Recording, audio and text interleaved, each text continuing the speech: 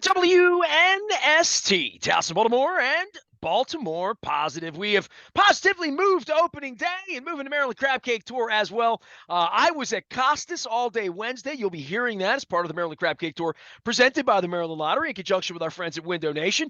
I gave away some instant scratch-offs. I'll be giving these away at Fadley's all morning on Friday. We're rain checking the actual Crab Cake Tour, but we will be at Fadley's having crab cakes and beer in the morning. A little spatial issue about setting up and where we want to be. We're going to do the show on Tuesday at Fadley's, but in the meantime, come on down on opening day. We'll be at Fadley's all morning, enjoying ourselves. Thursday, we'll be at Pappas next week in Bel Air.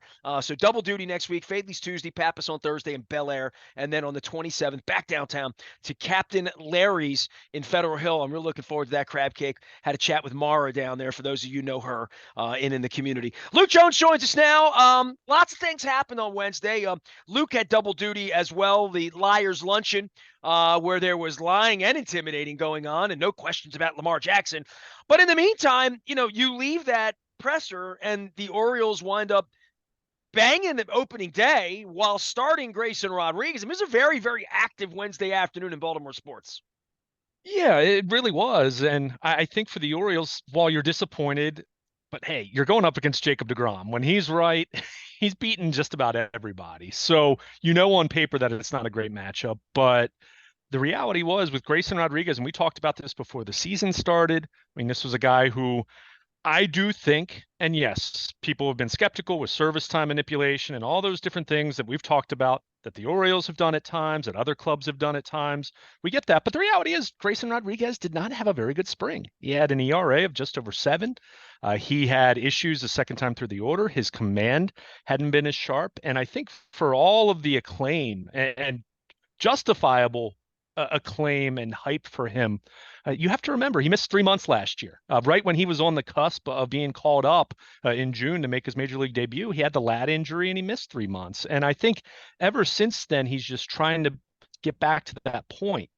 So he goes to the minors. His first start at AAA wasn't the strongest. He walked 4, got through 4 innings. It was choppy. So just out of sheer need, because Kyle Bradish takes a line drive off his foot on Monday night and Tyler Wells steps up, does a great job in emergency relief. Kyle Gibson steps up, pitches a day earlier than he was intended. The Orioles needed a starter on Wednesday. And I don't think it was because they really, really wanted it to be Grayson Rodriguez. It just turned out he was on regular rest and he was next man up in the pecking order. So you really don't know what to expect beyond that. And yes, the Orioles lost the game on Wednesday, but after a really shaky first inning where you're kind of saying, oh, this is kind of some of what they had been concerned about in the spring. This is what we're seeing. He looked like a guy who didn't look like it was his major league debut and did not look at all intimidated by facing someone like Jacob deGrom on the other side.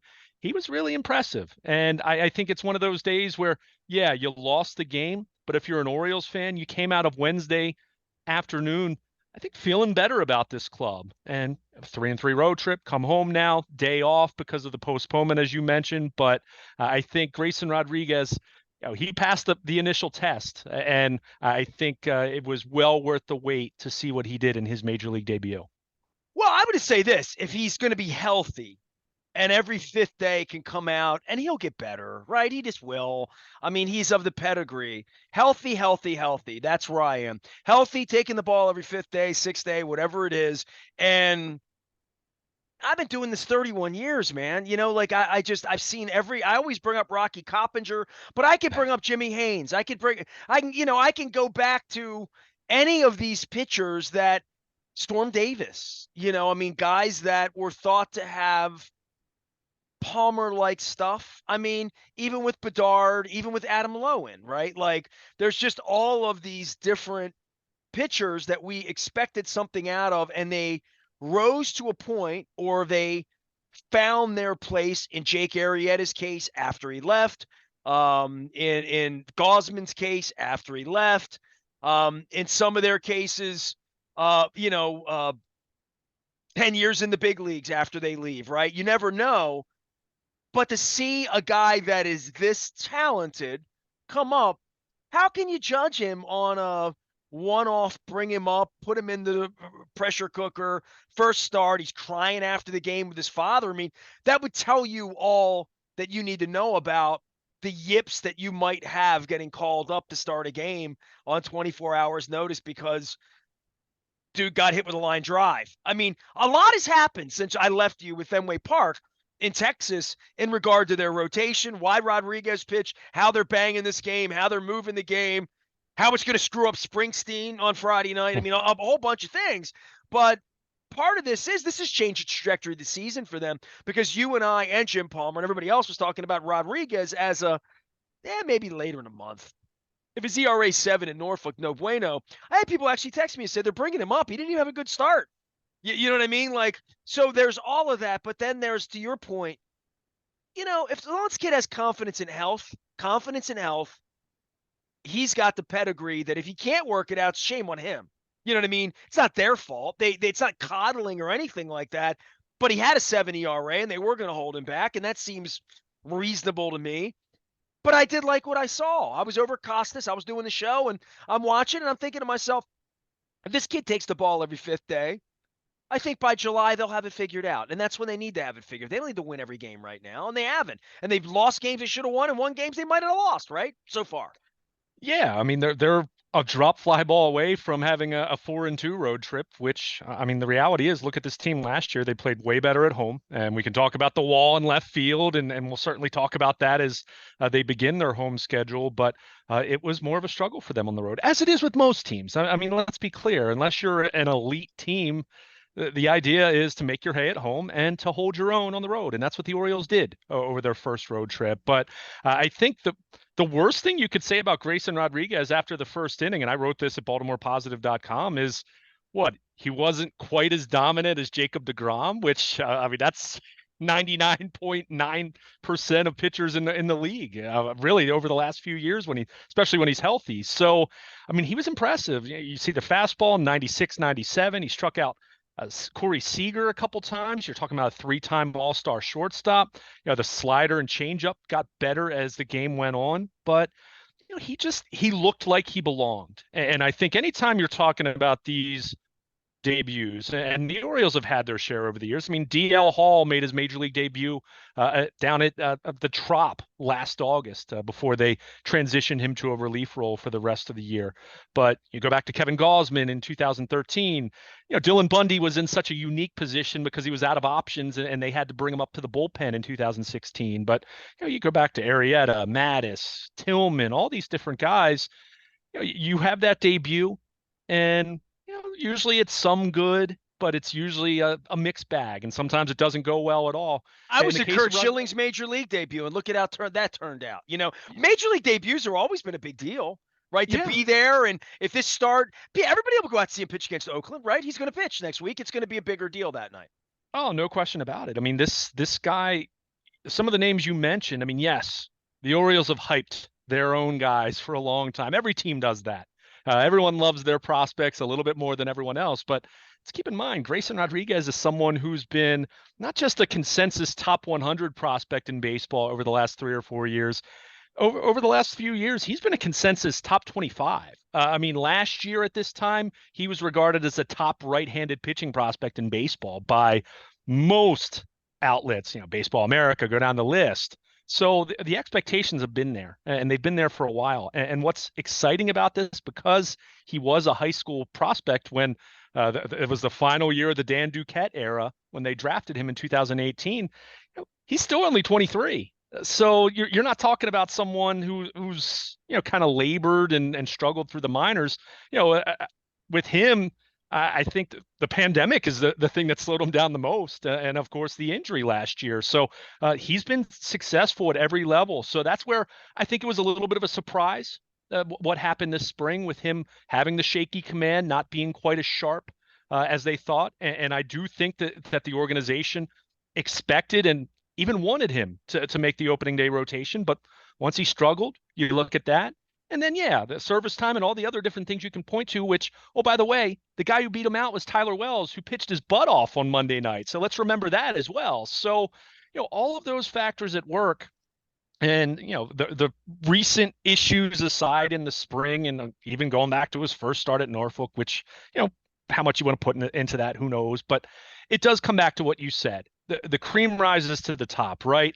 If you're talking about a talent who's really worth his salt, and he's got the pedigree, he's got the makeup, the talent, all the different things at work, and assuming the organization hasn't done anything egregious in their development, which, hey, the Orioles in the past, you could say that about some of the pitching, some of the pitchers you talk about, a Jake Arrieta, for example, they didn't handle very well, to say the least. But the chances are, if he's meant to make it, if he's truly good enough, he's going to figure it out. And whether it was on Wednesday afternoon, the way he pitched, or these starts moving forward, Bradish is not eligible to return for at least 2 weeks, so he's going to get at least a couple starts here, and we'll see how it goes. But if he's truly good enough, if he's truly talented enough, if he truly has everything that it takes to be a major league pitcher, which is not an easy thing to do, then yeah, generally you're going to figure it out. So I think in that way, that's why it was so encouraging to see him have a rough first inning, but then look so good after that. I mean, he truly got better as the game went on.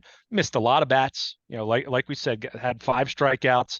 I retired 13 of the last 15 he faced, or something like that. So that was really nice to see. And again, you're talking about someone who, by all accounts, not just the Orioles talking this up, but everyone, Baseball America, Fangraphs, go down the list, The Athletic, anyone that evaluates minor league talent, they've said for the last couple years that this kid's the real deal. So it was nice to see him certainly show that on Wednesday afternoon. And I get to your kicked out of the point, game in the second or third inning as it might have gone, right? oh yeah, no, I was wondering if he was going to get out of the first. When you're talking about hitting that 30 pitch mark in 1 inning, especially with a young pitcher, and keep in mind, this is a young pitcher who the Orioles have handled very carefully. I mean, you had the canceled 2020 minor league season, you had the injury last year, so I'm guessing he was probably at the point where one more hitter, two more hitters, if he doesn't get out of it in the first, he's done after Well, that. think Just of how because many you're times not we going to have let him. said his name without him ever throwing a pitch for the team. Think it's amazing how many times we said his name. Dylan Bundy was another one of those guys. We kept saying his name because he had a fun name too. But Manny Machado, it felt like he got here quick. A lot of these guys we talk about them, they get here. Markakis, some of these other guys that were first round draft picks. But talking about a pitcher to your point, for 5 years, and see him get Mike Tyson. Everybody's got a plan until they get punched, right? And he's in that big stadium, and it's 2 o'clock in the afternoon, and this guy, wow, I mean, to see him battle out of the corner was something you want to see, right? Literally. I mean, it wouldn't have been as good as 8 scoreless innings, but I mean, you still want to see it. No doubt. And again, even though pitchers will downplay those one-on-one matchups and they'll say, well, I'm not really competing against Jacob deGrom. He's not stepping into the batter's box. He's on the other side. And Palmer even talked about it during the telecast. When you're going up against, I don't know, Catfish Hunter or whoever, Palmer's contemporaries, talking about the best of the best that he faced, you are going to have a little extra juice. And that you're going to have a smaller margin for error. So for him to handle the first inning, and for him to pitch the rest of the way that he did, 83 pitches in 5 innings, so 53 pitches over the next 4 innings. I mean, that's good, especially when you're talking about mixing in some strikeouts there. So again, you don't want to make too much out of it because it is one start, but there is a lot to like from that start, and it's cool to see. And how could you not love the scenes of seeing his dad Gilbert just living and dying with every pitch, and then of course the embrace that Masson showed on the post-game show. I mean, that tugs on the heartstrings there for anyone who's loved baseball at any level. You can appreciate that kind of a scene, and just makes it that much more fun. And that's another element to this, that as strange as the circumstances were, that Grayson Rodriguez made his major league debut in Arlington about 3 hours from where he lives in Texas. So it's pretty cool. So some of the circumstances weren't ideal, but there's one where I think the baseball gods were smiling on Grayson Rodriguez to have it line up the way that it did, even after what had been a rough spring for him. The baseball gods had me in touch with Dave Johnson this week, my old pal from the East Side, and he had that experience, with his boy Mhm. pitching. So, Steve, that is special. Obviously, Ryan Ripken's a star now, with Dad. So there's some baseball legacy. Luke Jones is here. We will get to some football. We'll get to some Lamar. We'll get to some press conference and Liars luncheon and whatnot. The movement of opening day. I just want to say this from a civic perspective. How many bus trips, plans, babysitters, tickets, day off from work, somebody covered my job, whatever it is. In my case, it was a sore throat, scratchy throat at school at Holabird in middle school on opening day. But this is unfortunate. Yeah. And it's going to be a great day for the city on Friday. I'm at Fadley's. I'm going to begin the day with crab cakes. I'm going to drink beer. I'm going to have a good time. I'm going to go to the game. I'm going to go see Springsteen. It's going to be a day to remember. It's going to be a Cordell Stewart, Steelers, Orioles, Mariners kind of twofer for me in the annals of Baltimore rock and roll and baseball history. Kiss, by the way, played the off day one year. I went to the show with Jeff Montgomery and Mark Gubiza and a bunch of the Kansas City Royals. We all got Kiss face painted, but for the same day and literally for the thing to let out, this has it has some special sauce. I think for Baltimore in general, the Yankees fans, wherever it is, win or lose, however it goes, the weather, avoiding thunderstorms on Thursday, and that being said, time will tell as to how lousy the weather really is between 1 and 7 o'clock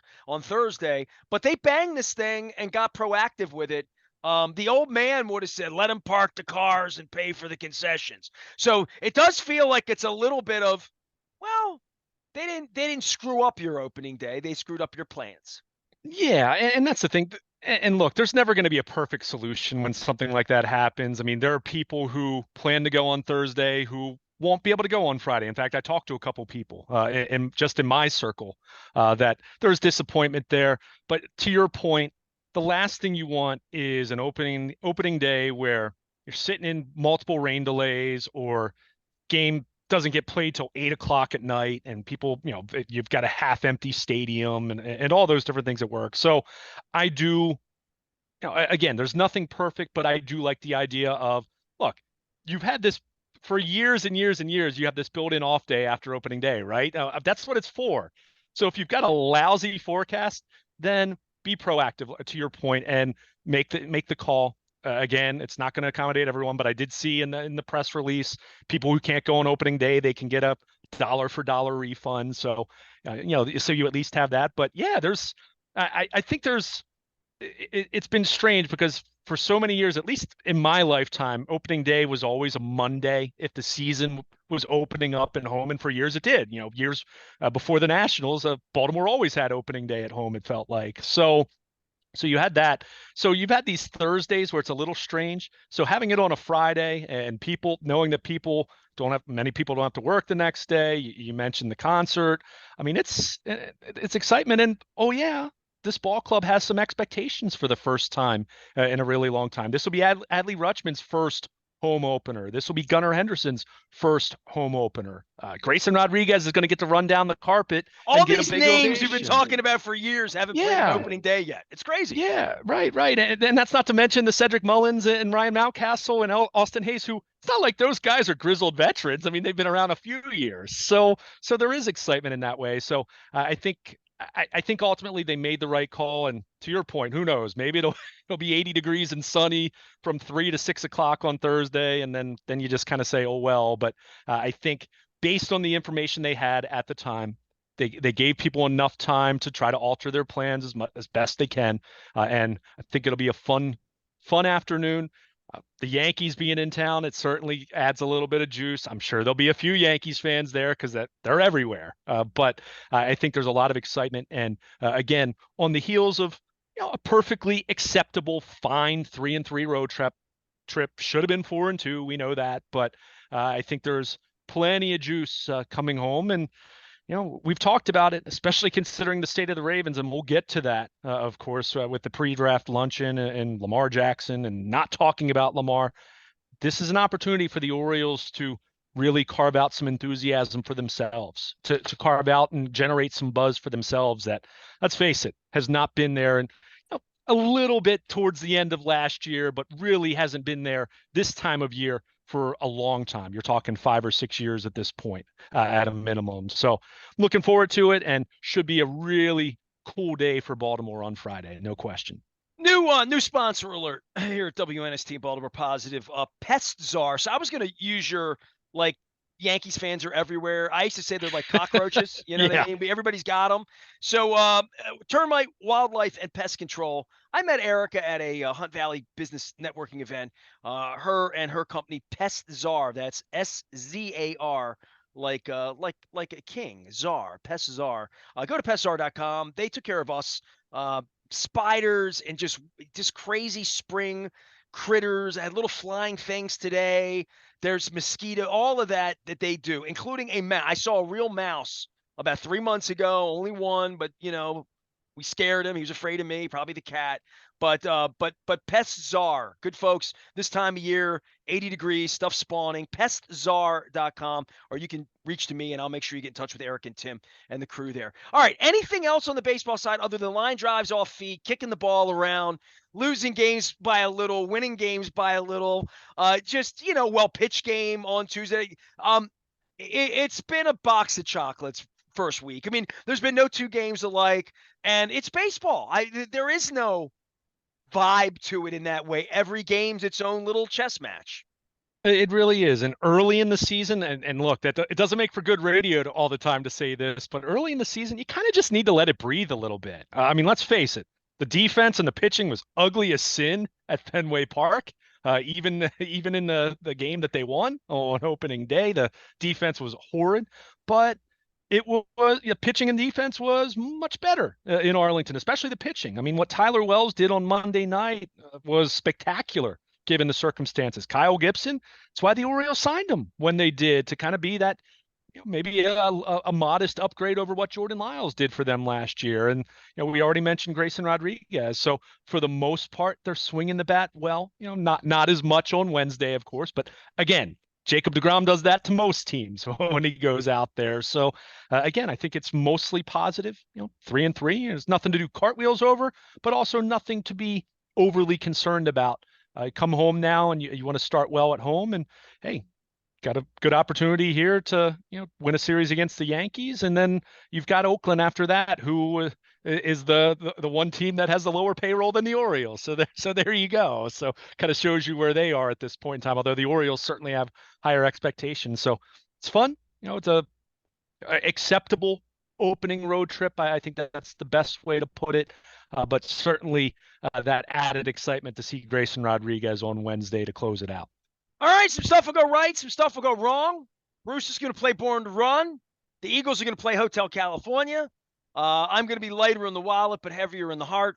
And we will see you at Fadley's on Friday morning if you're coming downtown for the Orioles game. I'll be there in the morning till about noon. Then I'm going to go and walk about as I usually do. Maybe leave a little bit before then. But if you're in the Fadley's neighborhood, I will be giving away instant lottery scratch-offs. We had a crab cake tour plan there. Decided to not do like a real show. We're just going to kind of hang out. So come on down, say hello before the game. Get downtown early. Best crab cake downtown by a lot. Stop by the old Lexington Market. Maybe the last time a lot of folks can stop by there. And make it a point to stop by before every Orioles game that you're going down to see our friends at Fadley's.